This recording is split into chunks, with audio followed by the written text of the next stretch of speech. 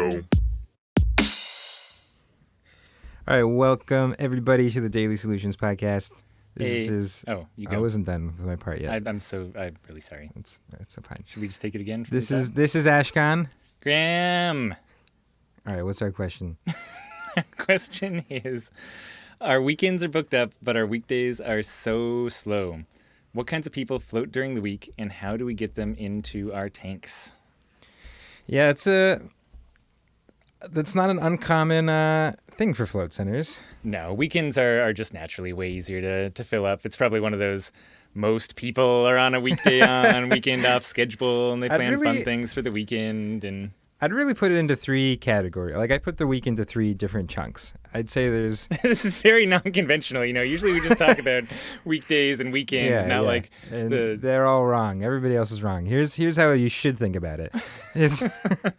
Weekends, I would say, is one category. And so I would say weekend includes Friday. Like Friday, Saturday, Sunday all counts as the weekend to me. Gonna have to write to some people at MIT and see what they think about this. Everyone just scrawl this onto your calendar. Calendarologists, I think is the... So I see that as like the weekend. Okay. And I would say there's a pretty decent difference between weekday nights and weekday days. Like, I've noticed the evening time in weekdays are a lot more full than the kind of typical, 9 to 5 sort of weekday So you'd hours. almost define our week into times people are likely to be in an office and times when they're not. Yeah. And that's kind of the most What's clear. the third category? That's it. Weekday days, weekday nights, and weekends. Which Friday is a part of. Yeah. I see. Or you could really consider weekday nights all part of the weekend. And bring us back down to two categories. Back to two categories, yes. Makes me happy because three's a lot to remember. Yeah. So the weekend is every day's evening and all day Friday, Saturday, Sunday. And Friday is usually a little lighter than Saturday, Sunday. Yeah, but it's still a really good day. It's pretty good. Fridays are pretty good. Which do a lot of people just have Fridays off, or what's the... I don't know, ditching work. What goes into I'm gonna go that? float. Like, forget this. Yeah, outside of school hours would be another way to think about it. Uh-huh. I guess it's because school hours mimic office hours. Yeah. So this is a very common pattern. Like, if you look at most float centers out there, you're gonna see that same pattern. Like, it's probably like most weekends businesses are full. as well, not just... I imagine skydiving, has a similar kind of model to it as well. It's to the point that like you even the argument of how many float tanks you should have in your float center, like, this is a part of that question. Like, you might not be able to keep them full on the weekdays, but if you have an extra float tank, weekday days, if you have an extra float tank on those weekends, like, that's a higher capacity you could hit in that time that you were full. So it's that can be that much of a difference. Yeah, definitely. So the weekday days are hard. It puts the week in weekday. So I was just grabbing the question up to try and remember what someone had asked us again. It was how do we? They're so All right, slow. now that we've defined what weekdays are, how do we deal with the slowness? What type of people are coming in? So the weird part, at least at Float On, what we found, and feel free to write in if you have a different experience, but we found that there's not really a certain type of person that floats at any time of day for us. And being open 24 hours, we run floats at 2 a.m., which you figure if there's any time of day that's going to attract a set kind of person, it's 2 a.m. But there's not. It's all over the place. There's computer programmers that come in at 2 a.m. There's, people in the adult industry come in at 2 a.m. There's people who are going to their job as a nurse at 5 a.m. and they come float at 2 a.m. before they start their shift. It's just there's no, as far as we can tell, kind of consistency across that. And that also applies to weekday days. So what kinds of people come in? Humans who aren't at the office right now, like definitely not 9 to 5ers, but outside of that, it's really hard to tell. And even some 9 to 5ers, their weekends are Tuesday, Wednesday, right? So even that's a little hard too. Yeah, I mean, anyone in like the service industry or a freelancer or any of that sort of stuff is all kind of on a different schedule than this typical. Which is a lot of people. Yeah, well, especially here in Portland, especially here in Portland. Yeah, it's true. Lots of retired 20-year-olds. Yeah. But those people will come in the middle of the week, and I almost find that are really regular customers who have kind of built floating into their routine are often floating on one set kind of weekday. Like, that's like, Wednesday night at 7 p.m. or something is always their time. Yeah, and I was taking a look through our schedule a little earlier to see if I noticed any consistencies, like members are taking up more night floats or day floats or anything like that, and there doesn't seem to be any pattern as far as like first timers or regulars and members and things like that for time of day, at least that I could kind of distinguish. So how do you fill them up? How do you get people in there on those weekdays?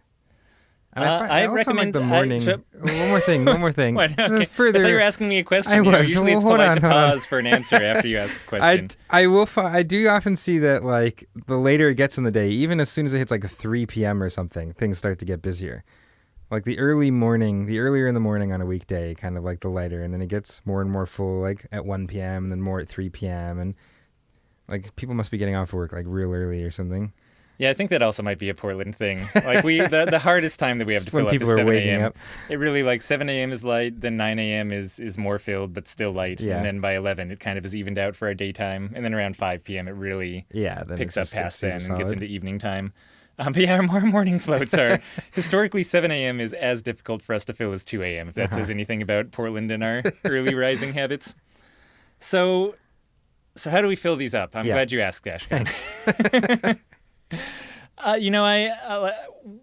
Okay, so there's our method of filling these up, and then there's other float centers' method of filling these up, and we don't really make any distinct effort to like offer specials or anything like that for certain times of day. Nor do we have any kind of restrictions on discounted floats or free floats that we give out. So whenever people are coming in to float, paid or not, they can always choose what time they want. That applies from our staff, for our customers, pretty much everyone except one member who got a really special deal on coming in 5 days a week at 7 a.m. And other than that one customer, everyone gets to float whenever they want, right? So a lot of our marketing strategies aren't geared around specifically filling times of day. They're just based around increasing our capacity in general. And knowing that as that capacity increases, the first thing that'll happen is weekends and nights will get booked. And then after that, if there's more demand, then weekdays start filling out more and more. Right. So when we notice just holes in our schedule in general, whenever they are, and they almost certainly are on weekdays more than not, we'll end up just launching into marketing campaigns to fill those up. And often for us, that means giving out a lot of free floats, right? Choosing some good groups of people, preferably, again, if you're trying to fill up weekdays, not 9 to 5ers, that you can give just bundles of free floats to. And hopefully in some kind of interesting way. We've talked on other episodes and very publicly on stage and in private conversations about the different projects that we've run. So our art book, doing our chef program, getting musicians to float. These are all kind of creative things that we've launched to give away free floats. But it can be as simple as, I think we talked about this during another episode too, but during Veterans Day, we gave out a couple hundred free floats to a veterans association with the understanding that they'd kind of be passing those through their counselors down to veterans. And that's another way to fill up your kind of empty slots. And we can go more into the philosophy. We've talked about this before for why Float On kind of chooses free floats. But primarily it's the reasoning behind it is the expensive part about running a float center is keeping it open at all and getting it started. And then your cost per float is actually not the most expensive thing in the world as a float center owner to you. So giving away free floats is a nice way to get people to experience floating without breaking your own advertising bank. And as long as you have empty tanks, it's almost always worthwhile to give out those free floats so that you can reap the rewards of word of mouth from the people getting in.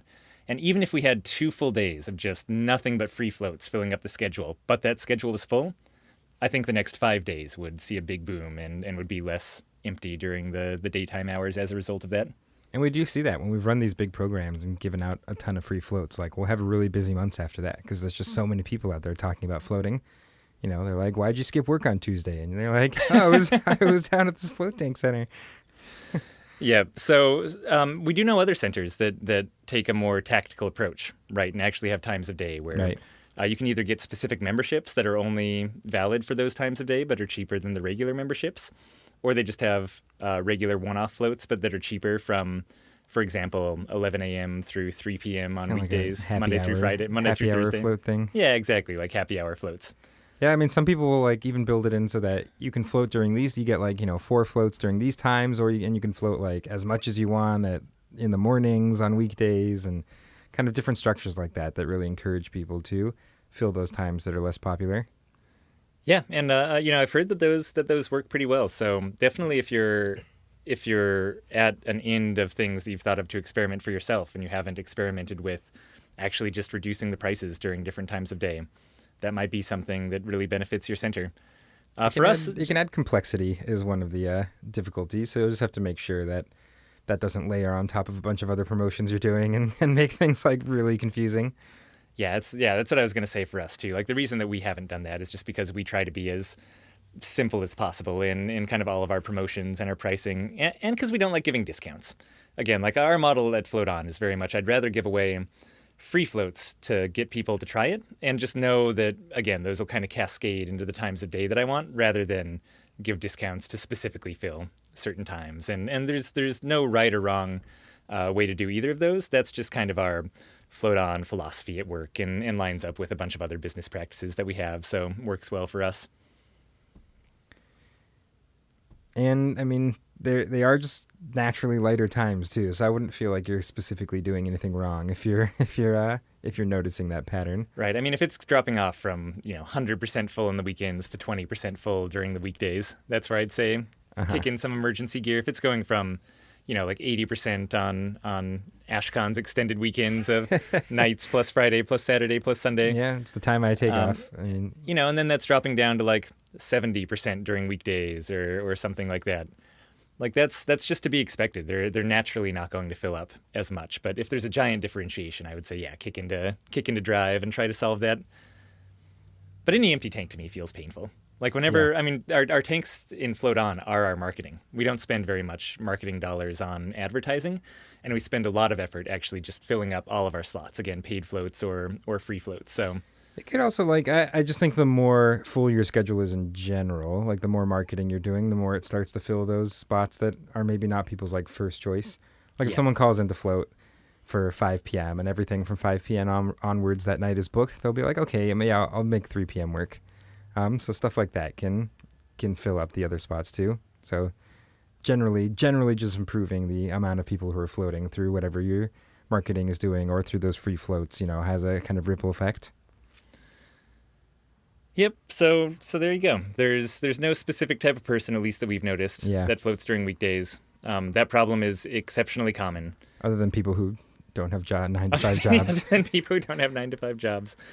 And just play around. Like this is one of the things for marketing that you have to do, which is just experimentation. You notice something going wrong, like your weekdays don't have enough floats, and you just start making a list of different ways that you can brainstorm to fill them. And in our case, the way we kind of go about it is sort of list those things in terms of ease of implementation and how much money it'll take you to get going. And then the things that don't cost that much and don't seem that hard to get going, but have the potential to actually really fill up your tanks. Like start with those experiments. And you might not hit it right off the bat, but as you kind of work your way down your experiments, you'll just notice your attendance during those weekday hours just naturally going up. So, anything else on your side?